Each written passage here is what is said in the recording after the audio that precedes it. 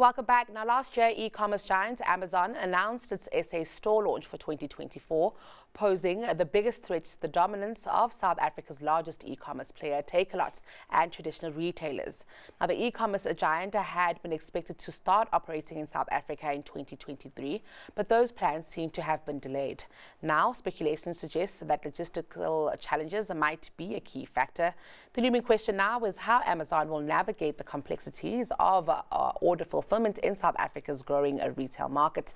Madiwa Kavaza of Business Day joins us for that. Madiwa, good afternoon to you. Thank you for being here. Good afternoon for the first time in 2024. Yes, wonderful. Thank you so much for chatting to us.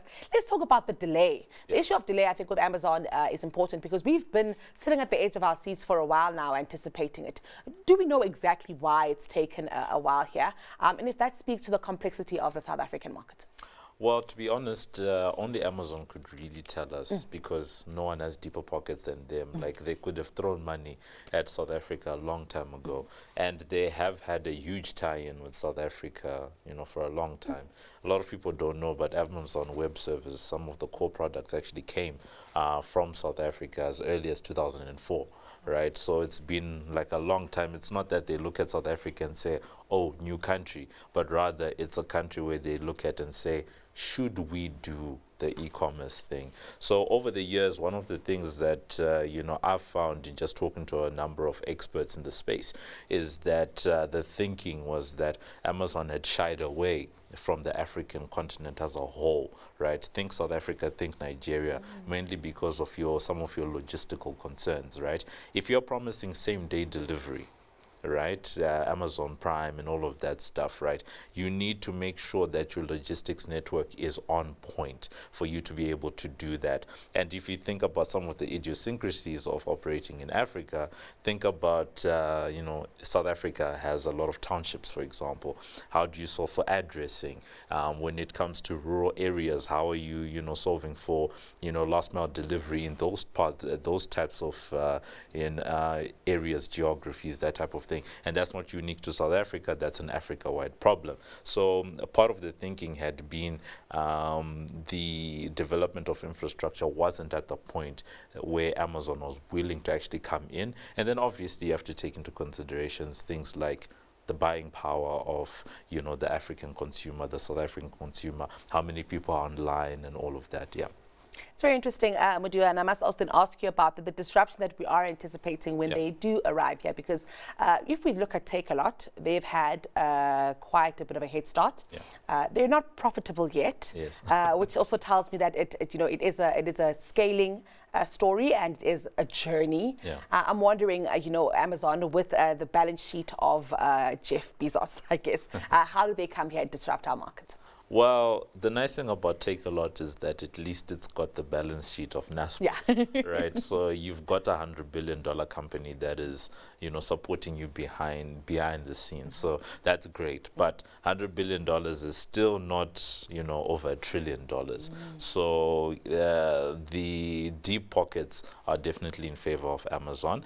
And the head start, back in the day when I engaged with the outgoing CEO for Naspers a number of times, and he always used to say that, once again, we're coming back to the logistics, he always used to say that the logistics network that Takealot had put into place, right, the motorcycles under Mr. D, all the cars, all of that stuff.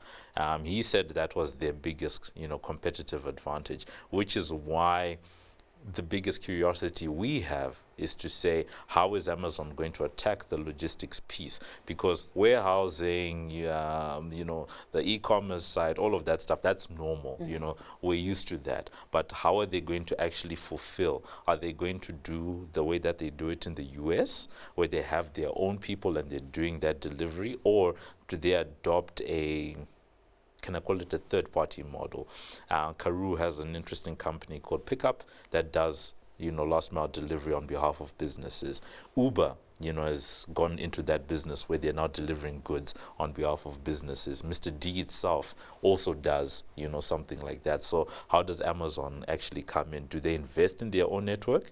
Because if you think about it, right, the biggest factor is a lot of these guys are doing multiple things.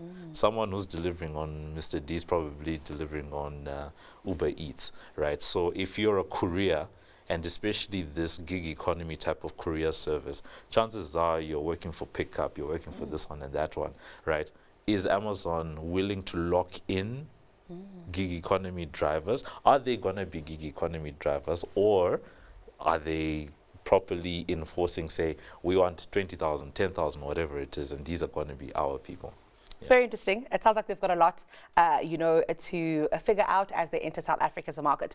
What's interesting for me, Madiba, and I think for me the appeal for Amazon as a shopper myself, anecdotal, but I think still, relevant here, is access to products that I would normally buy on Amazon today, that I might have to send over, pay, some tax over it to SARS because I've imported it. That's an important part of it. We know they're tackling SMEs. The call has been made for local SMEs. But a big thing here is access to products that South Africans would not normally be able to access or would have to buy overseas. Do we know anything about that? So, you and I had a similar conversation at the end of last year. What's changed between then and now? And, for the piece that we wrote this weekend, I worked with Catherine Child, who actually went and was actually able to find the number of shoppers that Shein has, right? Because that's one of the biggest factors now. When we've been talking about Amazon coming in, most of the attention has been they're coming to take on the dominance of Take-A-Lot. But now Amazon has to come in and face Take-A-Lot, but also face Shein, right? And Shein is actually valued just under $70 billion. They're growing all over the world. And the number that's been given is that 250,000 people are, estimated to be shopping, using Shein, right? So now to answer your question is, how much does the South African consumer still care about those products that they were going to get on Amazon if there's this other factor that's been coming in? Because back in the day, it was Take-A-Lot, and then it was, we are waiting for Amazon to get, those products. But if Shein is already fulfilling a huge part of that, right, when Amazon lands, what is the thing that's going to actually drive people to say, I want to shop on Amazon? And we already know that South African consumers are very price sensitive. So for now, I'm just guessing that, they're going to make similar goods that can be found on multiple platforms. They're going to try and make them cheaper for the SA consumer. It's the only thing I can think of right now. Okay. Yeah. I'm excited. As a shopper, I'm very excited with you. Thank you for joining us. It's always a pleasure having you. That was technology correspondent for Business Today, Madiba Gavaza.